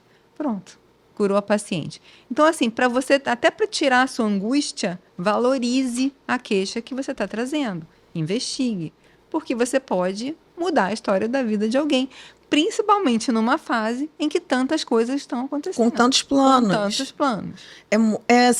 Realmente, todas essas mulheres, todas, eu não... Só tem um caso de uma menina que conversou comigo e ela falou que na consulta, o médico dela, embora tenha falado que ia fazer o exame só como prevenção e tal, quando veio o resultado, falou para ela diretamente. Todas as outras, todas com quem eu já conversei, foram muitas, todas tiveram que batalhar para ter o seu diagnóstico. Batalharam, assim, foram em 3, 4 médicos, o médico não queria aprofundar, parou no primeiro. Assim, tem uma delas, acho que ela tinha 6 nódulos. Ela foi em 3 mastologistas para conseguir fazer um exame conclusivo, porque ele nem dava o segundo passo. A gente está vivendo realmente uma, assim, questão de qualidade profissional. A gente tem fragilidade em todos os segmentos, né? Mas no nosso é muito impactante. Então, exija do profissional que está te atendendo. Exija ser vista, exija ser escutada. Eu me lembro que uma vez entrei... Normalmente, como é que funciona a dinâmica? A paciente chega para fazer o procedimento, eu não atendo a paciente, né? Eu faço os procedimentos. Então, eu já vejo o exame, eu oriento como é que ela tem que estar posicionada na sala e eu entro, vou cumprimentar, experimentar o... Nada parecido com o que foi comigo. Isso é inédito. E aí eu entrei na sala, a paciente estava sentada. Normalmente ela está deitada já, e eu vou explicar o procedimento. E ela sentada, ela falou para mim assim, eu posso falar? Ela não deu bom dia, ela não, nada. Ela falou, eu posso falar? E você percebe que essa pessoa precisa ser ouvida. Precisa ser ouvida. Ela falou, eu já fui em um sem número de profissionais, eu estou mostrando uma coisa que ninguém está... Assim, pode falar. Estou te ouvindo. E realmente, aquilo que ela estava mostrando, e isso não é uma exceção, infelizmente, essa situação não é uma exceção, aquilo que ela estava mostrando era uma coisa realmente relevante e que ninguém tinha deixado ela falar e nem mostrar. É muito comum, sendo mesmo. atropelado. Enfim. Quero saber de você agora, como médica, né? Eu falei, eu realmente tenho muitos elogios a você. E quando eu comentei o seu nome no nosso grupão lá, várias outras meninas também tinham feito o exame com você e todas falaram da sua delicadeza e tal. Como que é para você nesse lado, né, que você já comentou, você antecipou um pouquinho, que às vezes você ia pro banheiro chorar, mas como que é para você, assim, como que é essa inteligência emocional que você precisa ter, independente da idade agora, né, da faixa etária, como que é isso para uma médica que você tá na linha de frente ali do primeiro momento, né? Passou no mastologista, passou no ginecologista, enfim, mastologista acho mais difícil, né, nesse primeiro momento. Enfim, algum médico solicitou o exame e você vai fazer. E aí, como que é para você essa linha tênue de conseguir falar, né, que a pessoa tem que continuar investigando, e como que você absorve isso para você mesmo, pessoalmente, assim, como que você lida com isso? Eu acho que o mais importante no final do dia é eu achar que eu agreguei alguma coisa. Então, por mais que eu veja uma situação que me dê uma angústia, porque pode ser que de alguma forma eu tente imaginar a partir daquele evento, né, daquele nosso encontro, as etapas que provavelmente ela vai passar, e isso pode me dar uma angústia, eu tento naquele momento fazer o máximo que eu posso fazer de verdade, que às vezes não, como eu te falei, assim, eu sempre peço a Deus para me ajudar, para eu conseguir dar o diagnóstico, ajudar essa paciente a ter um diagnóstico certo que vai ajudar no tratamento. Mas que eu consiga entregar para ela aquilo que ela realmente precisa. A gente marcou um horário, a gente está aqui, a gente se encontrou. Você está me dando o que você tem de mais precioso, que é o seu tempo. Eu estou te dando o que eu tenho de mais precioso, que é o meu tempo. E esse tempo que a gente dedicou uma a outra, ele não vai voltar. Isso aí é uma coisa que a gente sabe que a gente entrega e a gente não vai ter de volta. Não tem como recuperar. Então a gente precisa ser muito criterioso na entrega do tempo. E aquela paciente que chegou, ele está ali na minha frente, ela recebeu um exame, ela recebeu um laudo, ela já pesquisou, ela conversou, ela está apavorada, ela marcou um exame que às vezes demorou para conseguir essa vaga, ela saiu cedo de casa, eu atendo numa clínica que atende pacientes com uma condição financeira mais desafiadora e também atendo, eu falo assim, eu preciso dos dois extremos, porque cada um tem as suas necessidades. Então, ela se preparou, às vezes, ela mobilizou a família para conseguir um transporte para estar ali na minha frente. Então, naquele momento, o meu tempo é totalmente dela. Então, eu preciso entender o que eu posso entregar e fazer isso da melhor maneira que eu consigo fazer, porque eu também sou um ser humano. Mas eu vou te falar que, na maior parte das vezes, eu recebo muito mais do que eu dou. Eu recebo tantas bênçãos, eu recebo tantos sorrisos, que, na verdade, eu percebo que é realmente uma via de mão e contramão. Eu estou ali tentando ajudá-la e eu tenho certeza que todo mundo que está ali está me ajudando. Está me trazendo reflexão, está me trazendo motivação. Quando você tem uma agenda pesada, às vezes é difícil você encontrar um propósito. E aí, quando você vê que você conseguiu trocar, você se sintonizou, você conectou, sabe? Eu entendi o que ela está falando, ela entendeu o que eu estou falando. Essas pessoas, elas agora fazem parte da minha vida. Eu tenho tantas amigas. E você é da vida delas. A primeira paciente, eu morei em Brasília há muitos anos, eu fiz a minha residência médica lá e fiquei muito tempo trabalhando lá. A primeira paciente que eu vi que tinha uma lesão BIRAD 5, eu falei, meu Deus, se eu falar para ela que tem que fazer uma biópsia, ela vai me odiar, eu pensando, né? Isso aí, 25 anos atrás. Pedi para ela voltar mais tarde com o esposo e falei que eu ia liberar o exame dela rápido, porque eu achava que ela tinha que ir num colega para ouvir uma opinião. E essa paciente tinha a mesma idade que eu, ela era igualzinha a mim, só que não era eu, era uma outra pessoa ali com um diagnóstico desafiador. Essa pessoa é minha amiga, até hoje.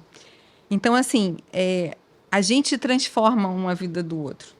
E se eu não estiver bem, eu vou falar, o que está me incomodando nessa situação? Por que eu não entreguei o melhor que eu posso entregar? Então, eu vou tentar trabalhar isso. Não tenho dúvida de que eu recebo muito mais do que eu dou, em todos os aspectos. Então, o desafio é desafio para quem entrega, desafio para quem precisa.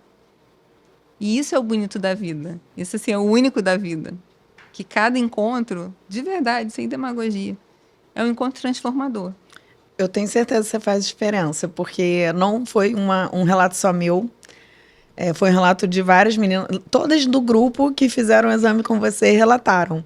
E é curioso, enquanto você estava falando, eu estava pensando. Realmente, todas que estavam ali tiveram um resultado positivo para o câncer. E todas estavam gratas e têm uma boa lembrança de como você foi dando essa notícia ou fazendo o exame. Acredito que dando a notícia, talvez só eu tenha assimilado dessa forma. Porque, né, não é o seu papel ali fazer isso. Mas todas, embora tenha sido talvez um dos momentos mais difíceis, porque muitas relatam que é o momento mais difícil, eu pergunto muito isso. Até hoje, qual foi o momento mais desafiador? Foi o diagnóstico. E todas elas têm gratidão, então eu tenho certeza que você está fazendo muito bem esse papel. Obrigada. Na verdade, a gratidão de todo o coração é minha. Quando eu vejo uma situação, eu sempre falo assim, como eu gostaria que me tratassem? Eu gostaria de ser tratada assim. Eu gostaria que alguém olhasse para mim e visse que eu não sou um exame. E você diante de mim, o que eu posso fazer para agilizar? Porque assim, a espera é muito angustiante. Você quer resolver as coisas, porque você tem uma série de coisas que dependem disso. Então, dentro desse cenário do que eu tenho aqui, o que eu posso oferecer para desenrolar isso o mais rápido possível e para trazer uma informação a mais precisa possível? E aí isso vai gerando valor para mim, vai fazendo sentido para mim. E aí eu acho que dá para fazer durante 25 anos e ainda ficar animado, cheio de ideia, querendo. Não, e agora você tem um longo trabalho pela frente, porque com essa redução da faixa etária, você vai ser uma. Como você já tem isso, você vai ser uma propagadora Eu dessa. acho que cada um de nós, Thais, tem que ser um agente de transformação. E nisso, eu acho espetacular toda a informação que você traz, a maneira como você compartilha a sua história, com coragem. Desde o nosso primeiro contato, eu vi em você uma pessoa corajosa. Você estava ali, você fez um movimento, você veio lá da sua casa para acompanhar a sua mãe. Isso é muito desafiador, você acompanhar uma pessoa numa situação crítica que tem esse significado para você. Você estava ali estruturado do lado e você foi seguindo as coisas como tinham que ser feitas, dentro do que é o seu perfil, e se comprometer de compartilhar isso. E isso é muito especial. Assim, eu tenho certeza que você transforma muitas vidas. Tenho certeza que você recebe essa transformação. Você recebe. Se estruturando. Então, assim, eu acho que é isso. É Eu fator falo isso, é uma retroalimentação. Eu acho que é legítimo que cada um busque a melhor forma. E para mim, a melhor forma é eu retribuir. Foi o que eu falei. Se tem a cura, porque em 1992 teve gente lá se submetendo à pesquisa do HER2.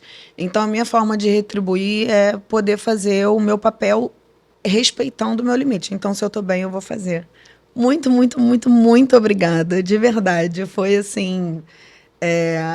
Eu tava doida para que a gente tivesse esse episódio, porque eu queria contar minha história com você. Eu não quis contar antes, porque eu achei que ia ter esse outro lado que eu queria entender, queria interpretar como é que tinha sido para você. E aqui é um mimozinho Querida, muito do nosso obrigada. canal para você sempre lembrar, sair daqui. De verdade, é um carinho no meu coração. Ver você, ver vocês, né? Minha mãe, vem cá, mãe. Ver vocês.